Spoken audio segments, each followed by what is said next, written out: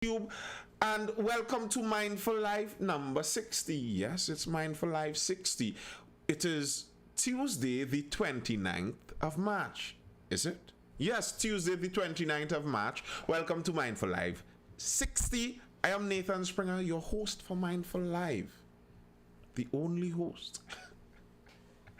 And it's nice being here. Thank you all for joining me while I talk about what I find interesting today and what I found interesting going on around me. So, today I saw a snippet of a speech given by our opposition leader. Now, our opposition leader is, I guess, supposedly, yo, get a Stevie, good night, sir.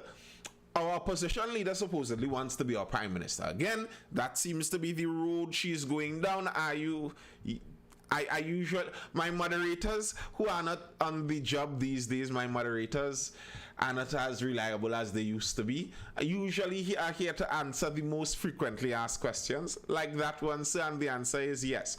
But yes, I saw a video from our opposition leader, and she was speaking about the royal family's visit to the Caribbean and pointing out that Trinidad was not visited. I found that interesting. Seeing the tenor and the tone that most people have right now towards these individuals, I found it interesting that that was the road, that was the view that our opposition leader would take. I'm going to play a bit of this here. If you're over on YouTube, you would be able to actually see a bit of the video, and well, all of you would hear the audio. But if you're over on YouTube, you can see the video as it plays behind me. So yeah, that's for YouTube. Nathan Springer on YouTube. Make sure to subscribe if you go over there. Let's take in a little bbit of what our opposition leader had to say about the royals not visiting Trinidad and Tobago. CARICOM leadership and world leaders are ignoring TNT under Rowley's watch. Now, hold on. I personally, I really can't listen these things. I really cannot listen these things on regular speed. It is just too tedious. I like the 2x speed, but we'll go on 1.75, not to get too ridiculous. Hopefully we can still pay attention. Why don't you invite a co-host? All in due time, sir. All in due time. All in due time. Not just CARICOM, but world leaders. You know, this year the Queen celebrates, the Diamond Jubilee? Platinum, yes. Congratulations to her, of course, as a former... we were a former colony, but we are part of the Commonwealth still, and we congratulate Her Highness, Her Majesty, Queen Elizabeth. I raise that for... Even that right there. Let's play that back a bit. Like, even that right there. I wonder how she sees something like this. Like, how does she see this? How does she see this playing out?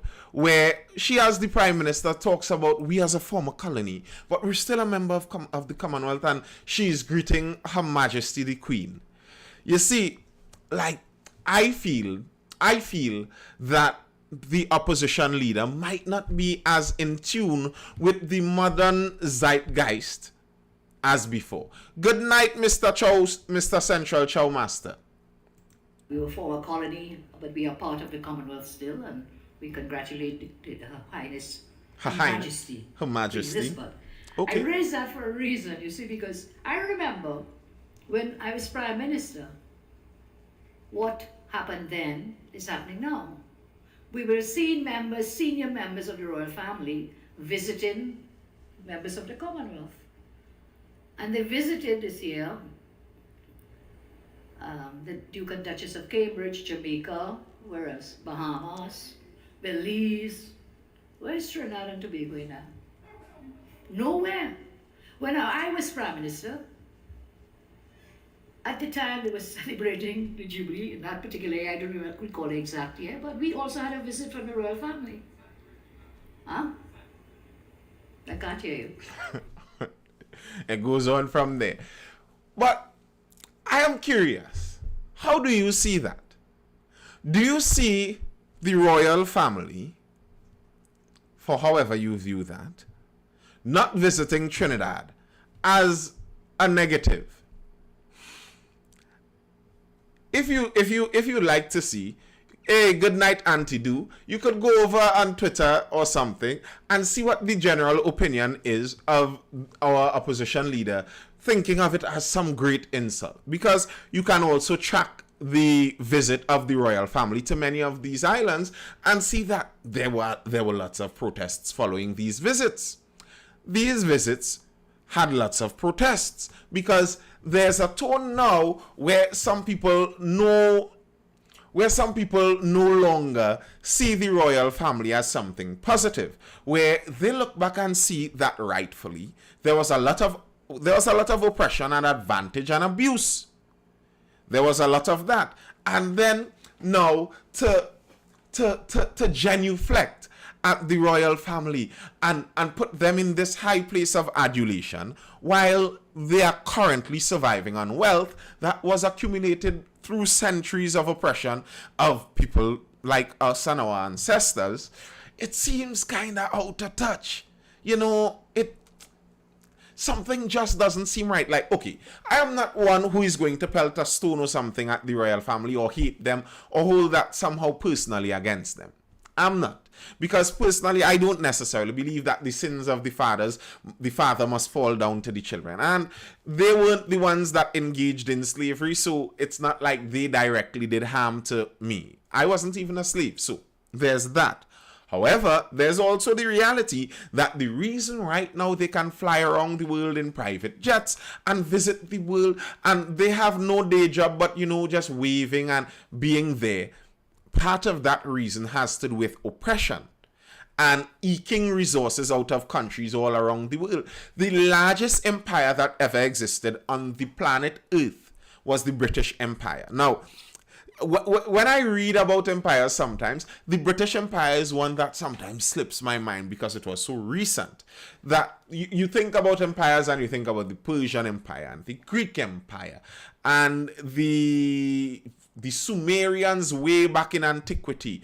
Those are empires, but sometimes it could escape you that these British people were doing this not too long ago. They were in that empire building business and eking out resources from countries all around the world. Her point is valid, but we don't need them here. I don't even think necessarily her point is valid. I don't think that there is a negative conclusion to be drawn from the royal family not visiting us. I don't think that was meant as a slight on Trinidad. I don't actually think so. I don't actually think that the royal family gives two hoots that it's Dr. Rowley as the prime minister instead of her. I don't think that if she was the prime minister, somehow she would have finessed her way into a royal audience. And the truth is, you know what, as I say that, if it is possible that she could have finessed her way into a royal audience, well then I may not want her as my prime minister, to be very honest, because that's not something I want my prime minister doing.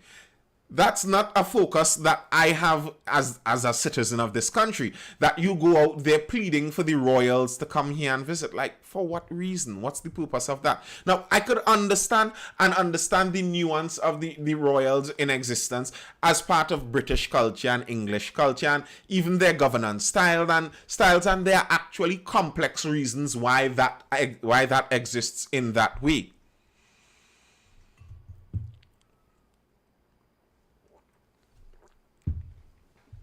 There are land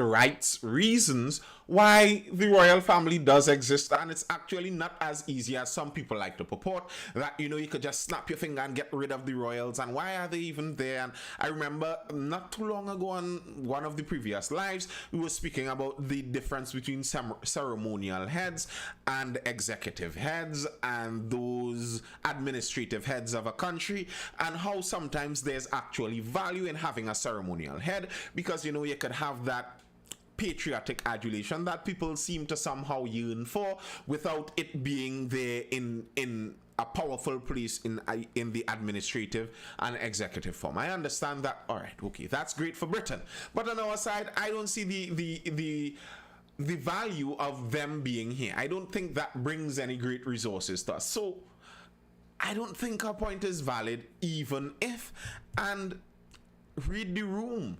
That's how I would put that. Like, you have to read the room as a politician. You have the zeitgeist is that modern atmosphere, if you will. The trends of the time right now, and that's not the way it's going. That's not the way it's going. Seeing a lack of a royal visit as some real hurtful thing. Probably back in the 70s and the 80s, maybe the 90s, that would have been something true. When everyone was tuned into all the royal weddings and all the royal whatever there were. And if you go and ask your aunt or your great aunt or someone in that era, and they could remember all of the queen's sisters and the entire extended family, because that's what they did, that was their version of reality TV, I guess. And who are you to judge them? You know everyone in the Kardashian family, so you can't judge the tanties and them for following the royal family. At least that anyway, let's not get into that. But yes, I could understand it from that era. But in modern times, yeah, I think you're fighting a battle there. You're fighting a battle there that you may not win. It's a bit out of touch. Now, there was another reaction to this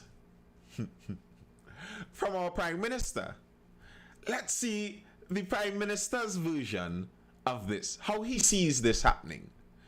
PM suggests UK pay slave reparations. Prime Minister Dr. Keith Rowley has suggested that the United Kingdom ought to pay reparations for slavery. At the time Rowley was speaking during his spiritual Shout of Baptist Liberation Day celebration in Lahore, Qatar on Monday night. While addressing the crowd, he noted that Prince William, the Duke of Cambridge, had stated that slavery was abhorrent and never should have happened while addressing persons during his recent trip to Jamaica.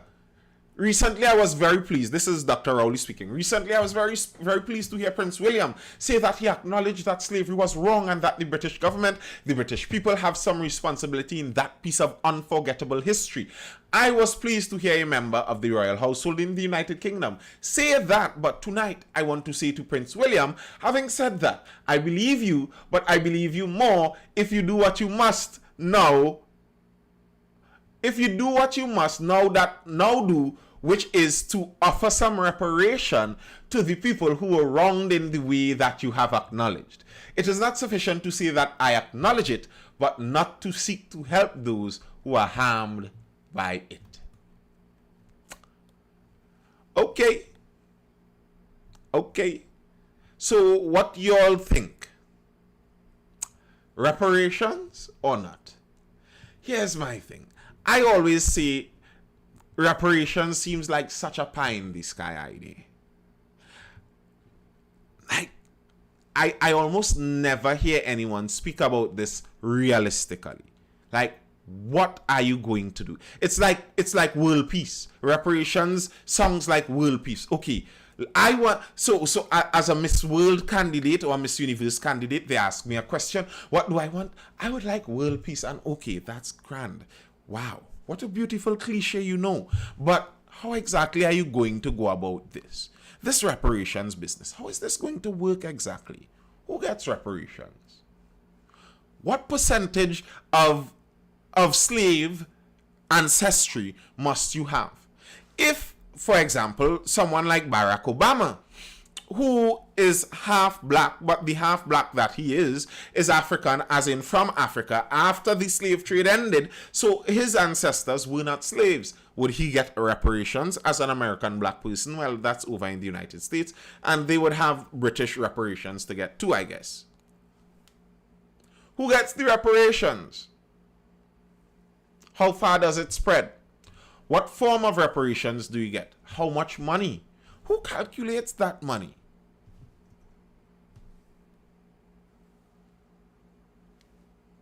What if one line of enslaved people, their line of ancestry comes down to one individual? Would he get their entire portion of reparations, or would that still be split up evenly for every one of the descendants of the slaves?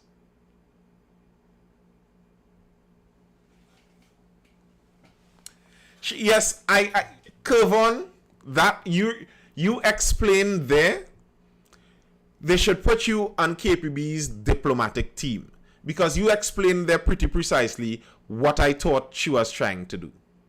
That's what I thought she was trying to do, but she did it shakily. It was not smoothly carried out.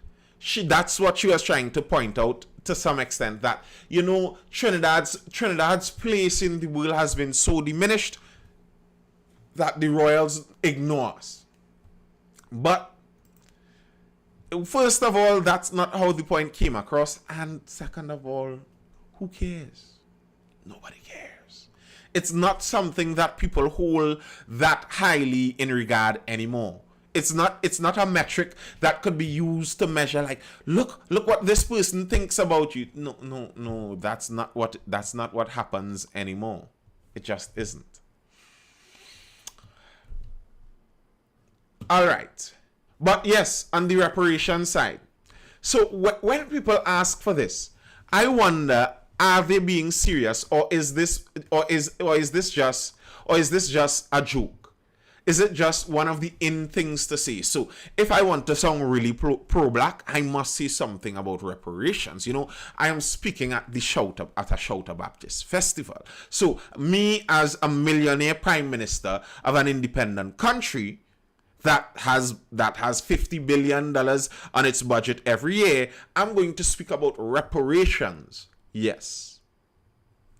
Like, how is that feasible? You're asking the prince for this. I don't even think the prince has any control over that matter. I don't even think the queen has any control over that matter. They get an allowance per year. Granted, the allowance is a lot of money, but the allowance cannot nearly pay for reparations. So who are the reparations coming from? Obviously, he was politicking, as Richard Glubman says here. That seems obvious. And the thing is, I find this to be such a dishonest politicking thing, where you're playing with something that you know would cause an emotional rise, but it doesn't actually bring about any solutions. You bring about this emotional rise, you cause some people to be riled up, they misunderstand certain things, they have a skewed understanding of history, and they run out angrily at some people. I don't understand that. And like, some people are clamoring for the prince to apologize, because they noted that when the prince spoke about how abhorrent slavery was, that he didn't apologize. Now listen, I don't care for that prince to apologize. I don't care for that man to apologize. Apologize to who? Now, okay, some people may say, I want the apology, and okay, good for you. But apologize to who? What did the man do to me? What did the man do to me? Apologize to me for something that he didn't do to me. What's that for? I really don't like these things. And I think there's a reason politicians love them, because they are great talking points. You could talk about something, get someone to cheer about it, and then you don't actually have to do anything afterwards. Because there is nothing to do. You just talk about it and throw it out there in the universe, and it's irrelevant from what happens next. Also, how account for the fact that most enslaved Africans were captured by other Africans? That's a point that I always make. I have to get this at the top of my head. There was a kingdom, a notorious African kingdom on the western coast of Africa that was notorious for selling some of the most slaves. They became enriched by selling slaves. So, do we demand reparations from them too? It's a difficult argument, and I am not saying like I don't understand these arguments. Yes, we spoke about that one before, but I'm not saying I don't understand these arguments, because the reality is the effects of what happened 100 years ago still has effect now. That is true. The wealth of the British Empire still pulses through the proverbial veins of the United Kingdom. That is still there.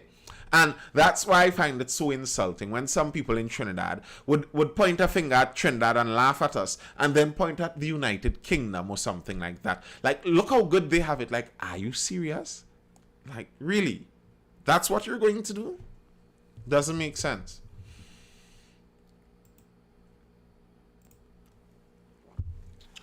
So yes, I do understand that the effects still linger.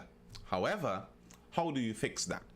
I think trying to even up history is a dangerous game to play. It's an extremely dangerous game to play. No one can effectively weigh all the atrocities, all the benefits, all the privileges that some were given, that some were granted, that were stolen, that were taken.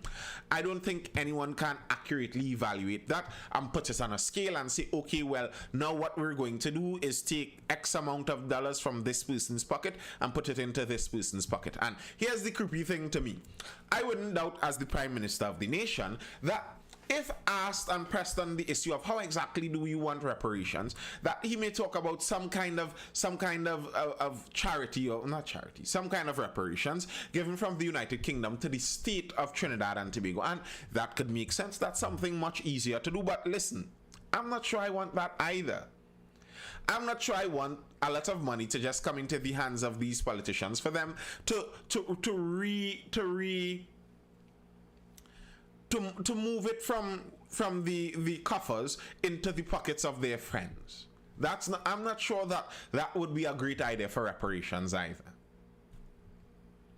Politicians know most citizens lack critical thinking and dotage, so they could feed us anything.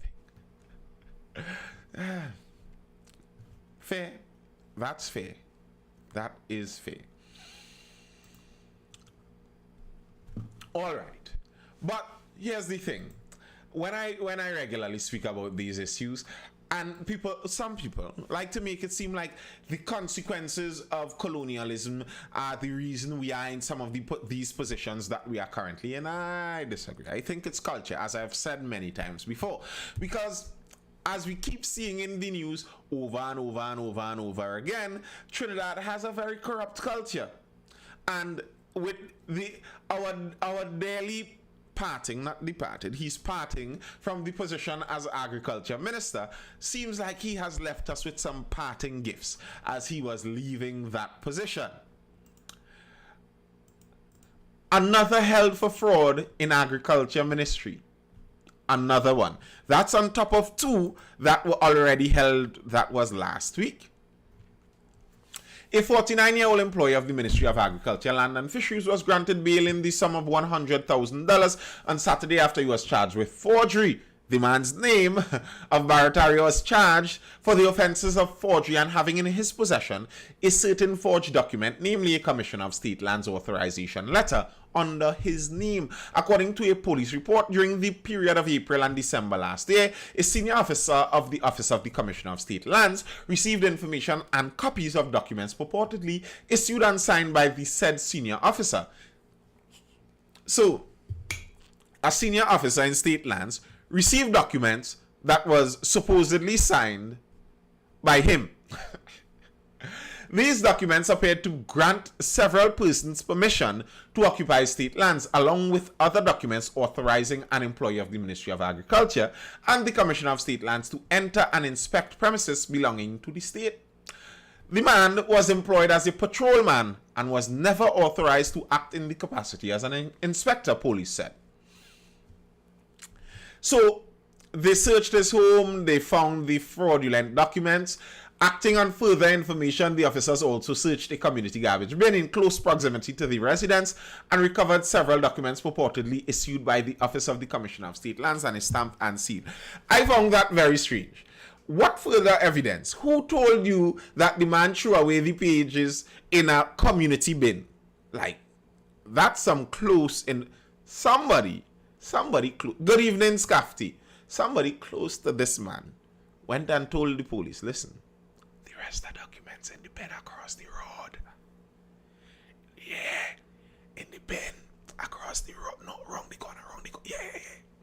Somebody. Because how would the police know that? If you heard the police, that's another thing that for him to, several things are suspicious in this. Let's go through this. All right. So the police come and raid this man's property for these documents. For some way, he knew that the police were coming because he threw some of the documents away. They found some in a community garbage disposal bin. One, how did he know the police were coming? it would have had to have been a recent tip, I would think, because the garbage gets picked up on average every other day.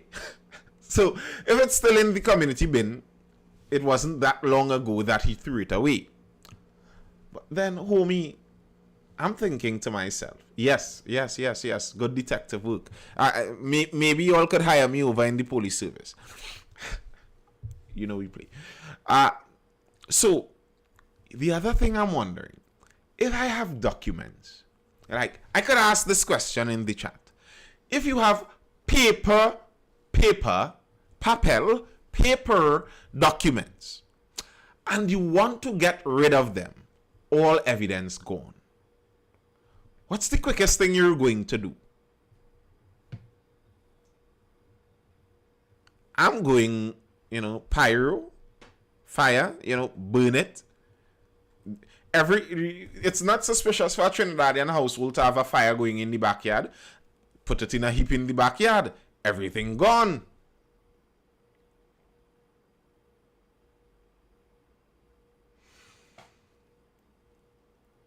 Their complex is already a head start advantage. That's an interesting conversation going on in there. That's an interesting conversation going on in the chat there that you all are getting on with Roni and Panda. Maybe in the after we might talk some about that. Yes, but yeah, I would have burnt them. That seems to be the obvious idea. If you have some paper that you're trying to get rid of, you're going to burn them. So, how strange is it that the papers are right in the bin around the corner, the community bin? And then how would the police know that? That's some suspicious stuff. Strange. But the other thing I find very interesting is all through this article, this man and the other two agriculture ministry workers who were arrested for their fraud charges, their names are plastered all over this article. I found that very interesting. Like they did at Kurvon, that fire was a mystery. No one knows how that fire started. You are making accusations here. That fire, no one knows how that fire started. It was spontaneous combustion. Spontaneous combustion. But yeah, I find it very interesting too that the men's names are plastered all over. And I don't know about a police who was arrested for bribery. I'm not sure about that. I know about a police applicant who was arrested because he submitted fake CXC certificates or certificate. A man was allegedly found with a fake exam certificate during his screening to become a municipal police officer. The 29-year-old man of Monterey Post, San Fernando, was at the Municipal Police Academy on Sunday when he allegedly submitted a Caribbean Examination Council CXC certificate during his screening process to be considered for entrance into the Trinidad and Tobago Municipal Police Service. The certificate, when closely examined, appeared to be fake.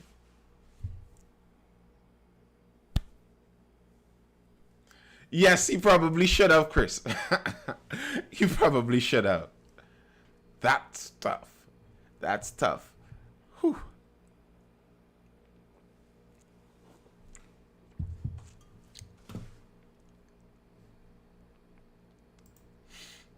All right.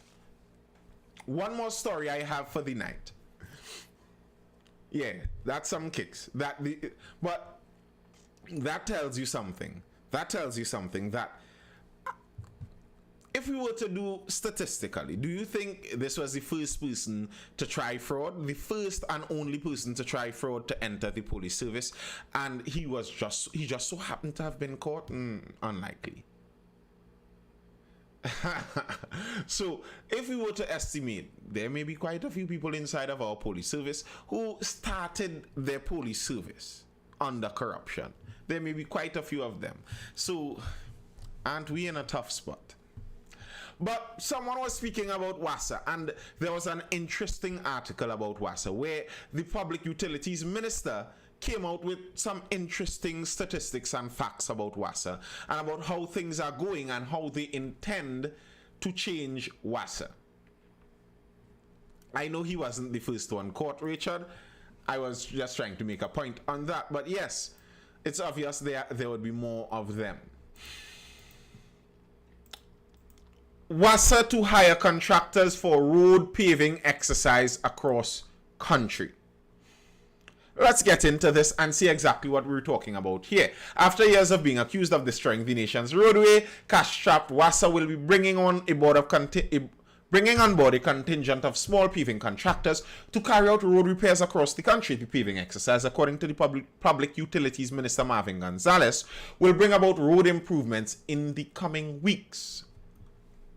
Now, let's go into some of the things he was speaking about in an interview. Among the plans in the pipeline are undertaking water audits, increasing its water volumes, and teaming up with a Canadian firm to streamline WASA into a technologically driven company so it can become self-sufficient and financially viable. While the task to bring about change has been causing Gonzalez sleepless nights, he admitted, "The biggest change I have in this plan is to turn around hearts and minds by the workers of WASA." Yeah, that's the difficult thing, the WASA workers. Contractors, more corruption. Oh, I understand that. When I first read this VAN 868, that was my assumption too.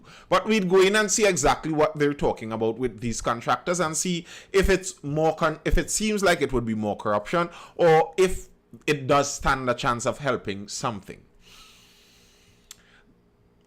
In the last few months, Gonzalez admitted that WASA has conducted sporadic water audits in some areas. One area he identified was Tucker Valley, Chaguaramas, after residents in Glencoe, Carenage, Four Roads, and Westfield began experiencing water shortages. The complaint surfaced after WASA had spent $6 million to upgrade its Tucker Valley water treatment plant some weeks before. The plant produces 4 million gallons of water daily. So they upgraded their plant. City councils and boroughs already give contracts for roadworks. Interesting. I know that. That is true. So they upgraded the plant, and even after upgrade, they found that there was a shortage. So they did some audits. Gonzalez asked WASA's board to get an independent team of engineers and hydraulic experts to investigate why some communities were not receiving water. What we recognized, there was a grave water imbalance. We also discovered some anomalies in the system. The investigating unit unearthed water theft by a few companies who Gonzalez said were being favored over residential customers. Now, here's the thing. In the grand scheme of things, it may be considered as theft. But even look how the minister phrases it. Yes, they unearthed water theft.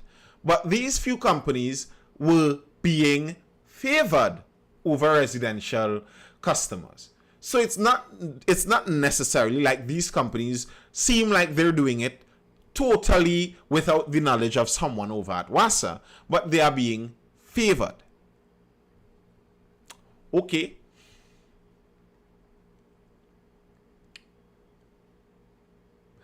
He said approximately 1 million gallons of water could not be accounted for. While customers' taps remained dry, Gonzalez said the companies were utilizing special pumps to extract water from WASA's transmission system to support their businesses. He said WASA's water was being stolen, and being that we're talking Chaguaramas here, I think the guesses could be made which companies he may be talking about. These are the things that have been happening on WASA's distribution network. Because of the absence of technology where these things cannot be easily detected, you find a lot of people are engaged in all kinds of nefarious practices to get water to the detriment of paying customers. And that would be true. So what he is saying is one of the chief problems is people are stealing water from WASA's lines. And WASA does not have the technology to even know when people are stealing water, if they are stealing water. Gonzalez said WASA ordered the companies to remove the pumps and the communities began receiving water again. So it seems obvious that that was the problem. That is the reason why you weren't getting water in your community. So when next you go splashing down a slide, you could say, okay, while I'm doing this, that's why somebody cannot bathe somewhere out there in Chaguaramas. Alrighty then. The same incident, Gonzalez said, also took place at River Estate. Gonzalez could not say how much water is being siphoned or stolen from Wassa daily. While Wassa claims to produce 240 million gallons of water daily, Gonzalez said this figure cannot be relied on. If you don't have flow meters measuring the amount of water coming out of the plants, then what is your assertion that you are producing that amount? You cannot measure if you cannot measure the water, then you cannot manage it. Now, I will never put my head on a block for a politician. I wouldn't even put my fingernail on a block for them. But the man is speaking the right things there. He is speaking the right things there. If Wassa doesn't even have the technology to know how much water leaves their plants, how are they going to properly manage the water going through the system to everyone and make sure everyone gets an equitable distribution of water? The key to Wassa's improvement, Gonzalez said, is for the utility company to become technology-driven and self-sufficient. Based on the population's water consumption, Gonzalez said between 40 to 50% of Wassa's water is wasted. 40 to 50% of Wassa's water is wasted. That is insane. Half of the water wasted. Wow. Truly, wow.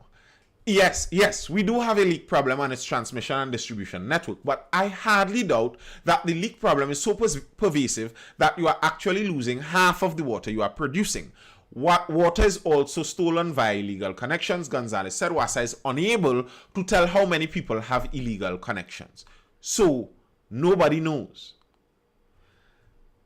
And then they are shocked that Wassa cannot make any money. Wassa doesn't know how much water leaves their water plants. They don't know how much water enters each property. They don't know how many illegal connections there are. They don't know how much extra water large businesses take from their supply. They don't know how much they actually lose in leaks. And then everyone is surprised that a company like this somehow cannot run on a profit.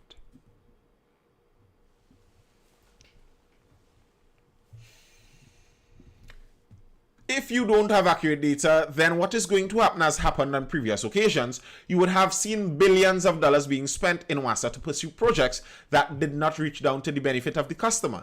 This is certainly not going to happen under my watch. In the last 4 months, Gonzalez said a leak management program was introduced, resulting in the repair of 6,000 ruptured pipelines. Wassa still has an outstanding 3,000 leaks to fix in Northwest, Northeast, Central, South, and Tobago. 1,200 of these leaks are located in Northwest. The leaks were repaired by Wassa right. By the end of April, Wassa would be in a position to respond to report of leaks within 24 to 48 hours for the most, because we will be wiping out the 3,000 leaks next month. So that's some good news if it does happen. If it does happen and this new leak repair team can wipe off the backlog and start actually responding and repairing leaks promptly, well, that would be amazing.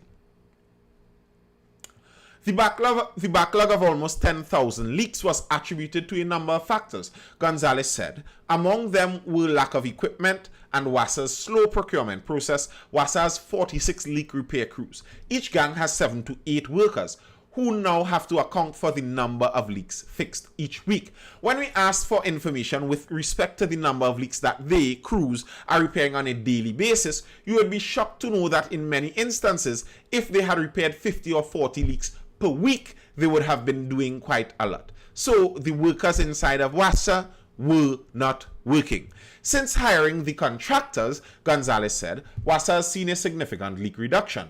The contractors work around the clock and listen to this, and are not circumscribed by some of the challenges inside of Wassa as it relates to its collective bargaining agreement with employees. I don't know if Fab Khalifa is still in the live, but I know she is the union rep inside of the live here. They're complaining about y'all. That's where the complaint is. The complaint is, and it is a familiar complaint if we're being honest, the complaint is that the workers in Wassa are not working.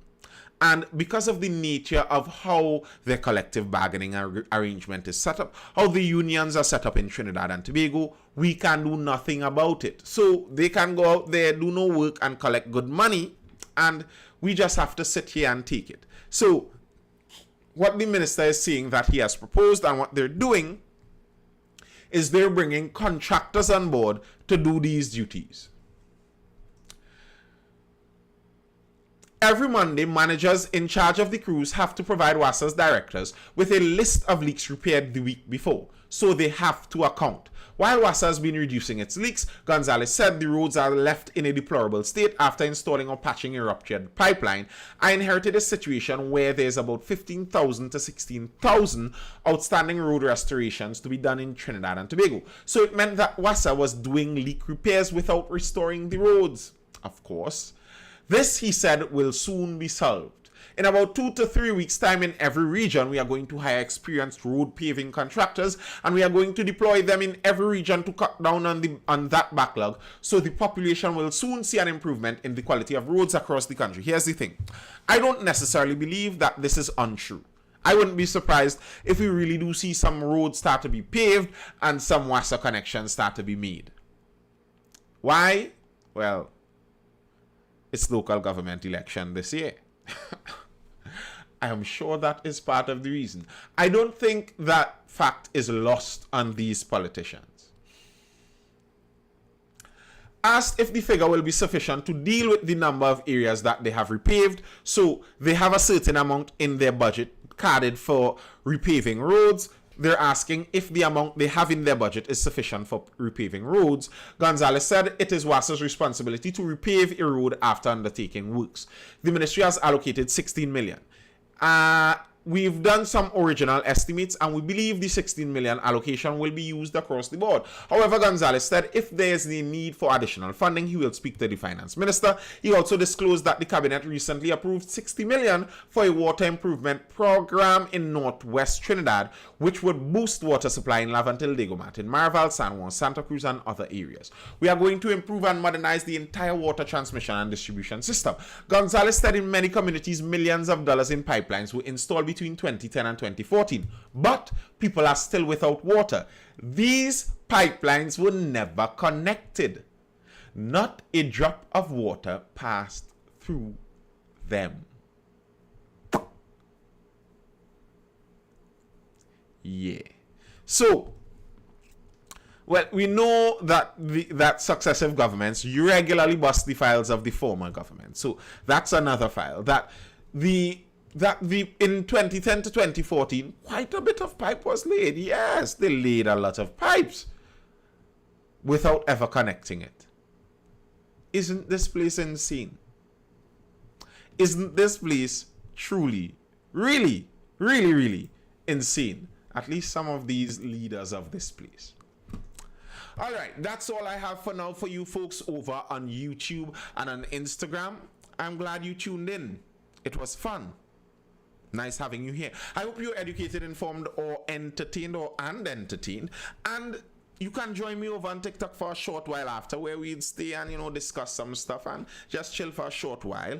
Or if not, you'll see me again tomorrow night for the next Mindful Live installation at 9:30, and tune in then. If you're over in any of the lives, as per usual, if you missed anything, you can go over to my YouTube channel, Nathan Springer, over on YouTube, and please do subscribe. If you're viewing it here now on YouTube, make sure to hit that subscribe button, hit that like button, all that good stuff, and you can catch all the previous lives that are recorded on my YouTube channel. Nice for having you here. I'm glad you did tune in.